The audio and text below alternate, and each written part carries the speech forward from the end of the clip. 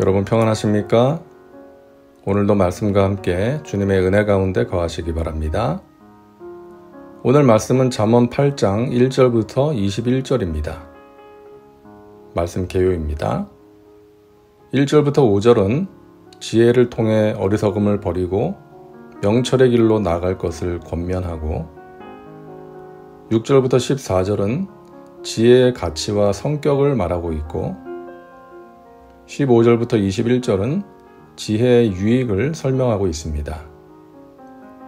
말씀 묵상입니다.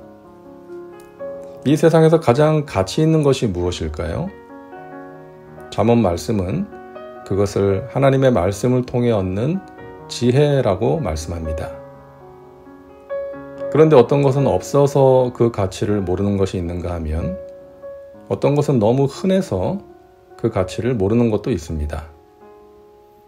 예를 들어서 어느 지역에 사는 사람은 하나님의 말씀을 아예 들어보지 못해서 그 가치를 모르는가 하면, 어느 지역에 사는 사람은 하나님의 말씀이 너무 흔해서 그 가치를 모르는 것입니다. 오늘날 우리가 살고 있는 세상이 그렇지 않습니까? 예전에는 하나님의 말씀 듣기 위해서 말씀이 전해지는 곳으로 찾아다녀야 했는데, 요즘은 손에 있는 스마트폰으로 수많은 설교와 세미나 등을 접할 수 있습니다. 그것의 장점과 유익이 있지만 반대로 너무 흔하다 보니까 그 가치를 알지 못할 수도 있는 것이죠. 지혜가 부르지 아니하느냐? 명철이 소리를 높이지 아니하느냐? 그가 길가의 높은 곳과 내 거리에 서며 성문격과 문 어기와 여러 출입하는 문에서 불러 이르되, 사람들아 내가 너희를 부르며 내가 인자들에게 소리를 높이노라. 여기서 지혜가 길에서 부르고 명철이 소리를 높인다는 것은 상인들이 물건을 팔기 위해 큰 소리로 사람들을 부르는 것을 의미합니다. 와서 보세요. 여기 좋은 물건이 있어요. 싸게 팝니다. 라고 외치는 것이죠. 높은 곳과 사거리에서, 그리고 여러 문 앞에서 사람들을 부른다는 것입니다. 지혜가 그런다는 거예요. 명철이 그런다는 것입니다. 말씀을 전하는 사람은 어떻게 해서든지 많은 사람들에게 하나님의 말씀을 듣게 하려고 다양한 장소에서 다양한 방법으로 말씀을 전합니다. 그런데 사람들의 반응은 냉담합니다. 이스라엘 백성들이 그랬죠. 말씀이 흔하다 보니까 그것의 가치를 제대로 알지 못한 것입니다. 그들은 오히려 세상의 지식과 부요와 성공에 목말라 했습니다. 그래서 말씀합니다. 어리석은 자들아 너희는 명철할지니라. 미련한 자들아 너희는 마음이 밝을지니라. 하나님께서 명령하십니다. 너희는 명철할지니라. 너희는 마음이 밝을지니라.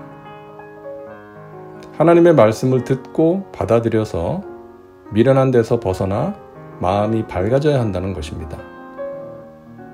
그러기 위해서는 말씀의 가치를 알아야 하는 것이죠. 어린아이들이 아빠한테 아빠 100원만 할 때가 있습니다. 요즘은 그럴지 모르겠는데 옛날에 그랬죠. 100원만. 아이는 100원짜리 동전이 최고인 줄 압니다. 100원짜리가 없어서 1000원짜리 지폐를 주면 아이는 왜 이걸 주냐고 하면서 던져버립니다. 그것이 100원짜리보다 10배의 가치가 있다는 것을 모르기 때문이죠. 많은 사람들이 이 세상의 것들과 하나님의 말씀의 가치를 그렇게 보고 있습니다. 말씀의 가치를 모르기 때문에 그것을 외면하고 세상의 것들만 추구하면서 살아가는 것이죠. 자, 사람들이 하나님의 말씀이 이 세상에서 가장 소중하다는 것, 가장 가치가 있다는 것을 어떻게 알 수 있을까요? 말씀의 능력과 은혜를 경험해보기 전까지는 알 수 없습니다. 절망의 수렁에서 나를 끌어올리신 말씀, 세상에 줄 수 없는 평안과 위로를 주신 말씀, 어디로 가야 할지 몰라서 방황하고 있을 때 갈 길을 알려준 말씀, 생명과 부요의 길로 인도해준 말씀의 은혜를 경험하면 그 말씀이 내 인생에 있어서 무엇과도 바꿀 수 없는 가치가 되는 것이죠. 그렇게 말씀의 가치를 알고 말씀에 귀를 기울이고 말씀을 붙드는 사람이 지혜로운 사람인 것입니다. 내게는 계략과 참 지식이 있으며 나는 명철이라 내게 능력이 있으므로. 자, 지혜가 말합니다. 나에게는 계략과 참 지식이 있다. 나는 명철이다. 내게 능력이 있다. 여기서 계략은 전쟁을 할 때 이길 수 있는 비법을 말합니다. 하나님께서는 하나님의 말씀을 가지고 있는 자에게 지혜를 주셔서 세상에서 만나게 되는 여러 가지 어려움들을 이겨낼 수 있게 하십니다. 여기서의 지혜는 실용적인 지혜입니다. 학교에서 공부할 때, 직장 생활할 때, 사업을 할 때 필요한 지혜입니다. 어려움을 풀 수 있는 열쇠입니다. 번뜩이는 아이디어입니다. 우리는 그 지혜를 사랑하고 간절한 마음으로 구해야 합니다. 나를 사랑하는 자들이 나의 사랑을 입으며 나를 간절히 찾는 자가 나를 만날 것이니라. 여러분, 하나님의 말씀을 사랑하시기 바랍니다. 이 세상의 것들보다 더욱 사랑하세요.